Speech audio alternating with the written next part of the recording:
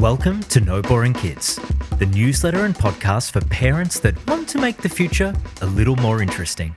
It's written and produced by me, Adam Kershaw. I'm a children's author, publisher, and father to 3 young kids in Australia. This is the audio edition of No Boring Kids number 9. When I Fail. Loser! You're a loser! In 2019, a restructure at the New York Times meant my position would be eliminated. It was a transparent process, and there were a lot of good options on the table. I chose to use the opportunity as a springboard into my own startup.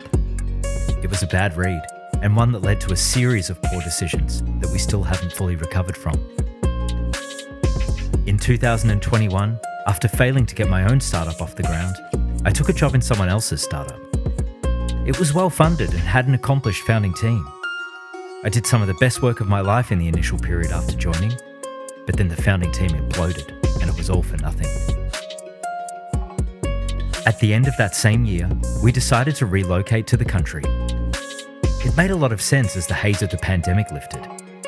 We bought our first house and left the city behind without as much as a second thought. It took me 5 months to accept how much I hated every bit of it. In 2022, I refined my blueprint for startup success and brought on a co-founder to make another run at it. We made some progress, but I'd gone into business with the wrong person and it became an ordeal. Within 12 months, it had crumbled all around me. Recently, I confronted these failures. My confidence was at the lowest point that I could remember. I'd stacked poor decisions on top of more poor decisions and was reminded of it every moment of every day. I'd never been more disappointed in myself. I desperately wanted to pull myself out of it, to start afresh, to rebuild. I suddenly couldn't stop thinking about moving back overseas. My mind was going 1,000,000 miles an hour, around and around in circles. Something had to give, and I caught a glimpse of myself in the loop. I was going nowhere with this.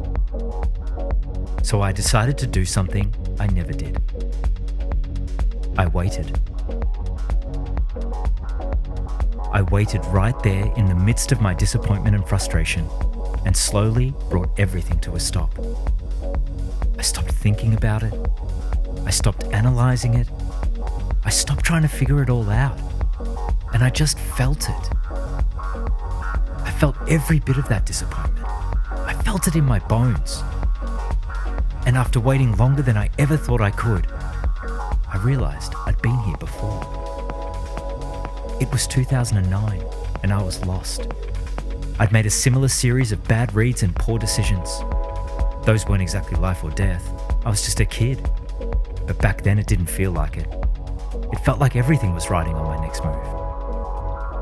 So within the span of a few months, I launched a copywriting agency, helped some friends with getting their businesses off the ground, worked in my dad's nut shop, interviewed for a bunch of jobs, and applied for postgraduate study.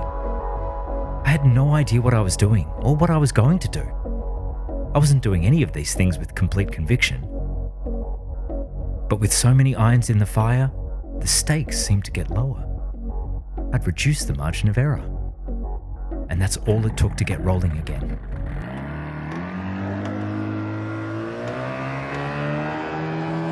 When I finally decided to pursue postgraduate study, I wasn't sure it was the right move, but I knew it wasn't the wrong one.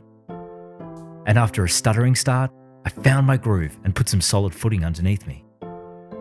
The series of reads and decisions I made over the next decade were built on that ground, and they netted me the love, enthusiasm, and well-being that have sustained me through the good and the bad to this day. So in launching No Boring Kids, rejoining my old employer, helping my wife with her business, embracing primary care duties for the kids, and even uttering the 3 dreaded letters PhD, the stakes for that next move are getting lower. And I'm starting to feel like this ground I'm laying beneath me might be the firmest and most fertile I've ever stood on. All of this has reminded me that growing up isn't just for our kids. It's not the march through ages or grade levels at school, or the pencil markings going vertically up the wall. It's not the subtle changes in behaviour or the milestones we can be so desperate for them to reach and surpass.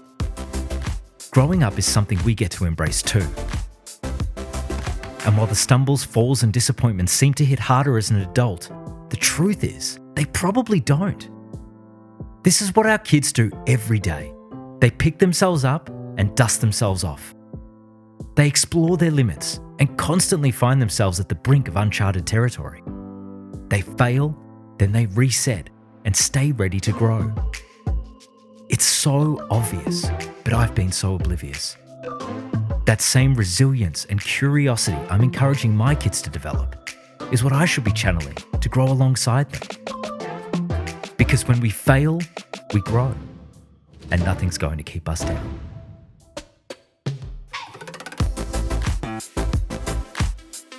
Thank you for listening, and I hope you enjoyed the audio edition.